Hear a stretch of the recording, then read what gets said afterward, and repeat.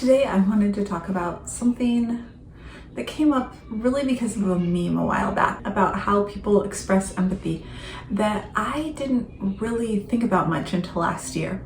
And I guess it came out in part because of this, not really meme, but I guess it was more like a tweet that went viral.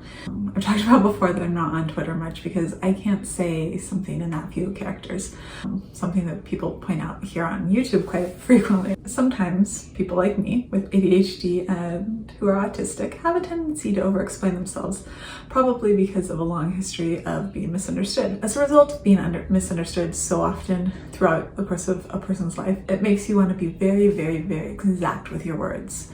But that's not really what today's about. Today I'm talking about empathy, the misunderstanding that so many people have that people who are autistic don't have empathy, which isn't true. There are many people who are autistic who have an overabundance of empathy. There are people who have less empathy. Many people who are autistic have an overabundance of empathy. However, today what I want to talk about is how people who are not neurotypical tend to express empathy in conversation and how that can cause problems with people who don't understand what it is that we're trying to communicate.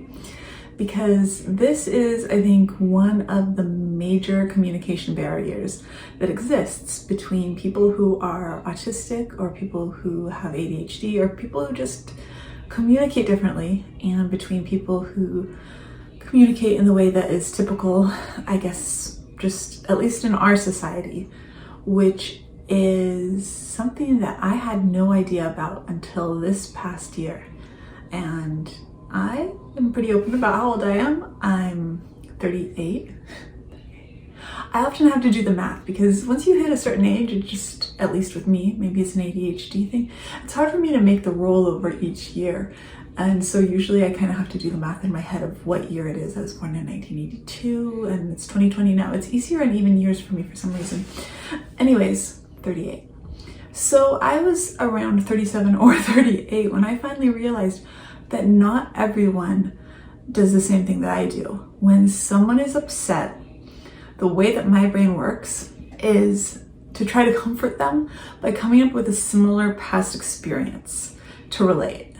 Like to try to get them to see that I understand, I guess, to try to empathize and to be like, I get it, I understand, I'm so sorry.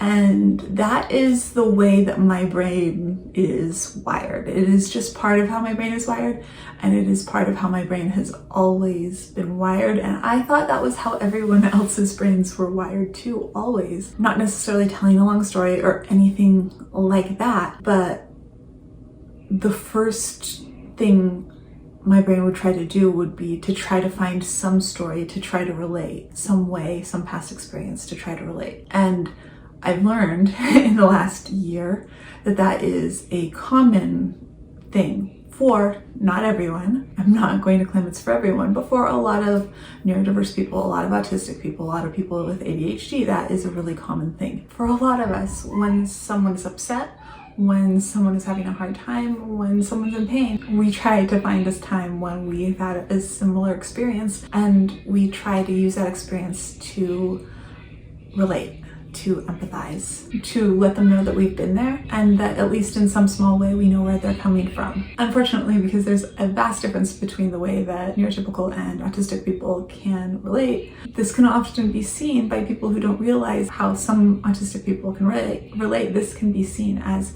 making it all about themselves and can be completely misunderstood. People won't necessarily realize that the autistic person is trying to, people take this way of reaching out completely and totally the wrong way. And that can be really hard because when communication is already a barrier and you're reaching out, it's not always easy.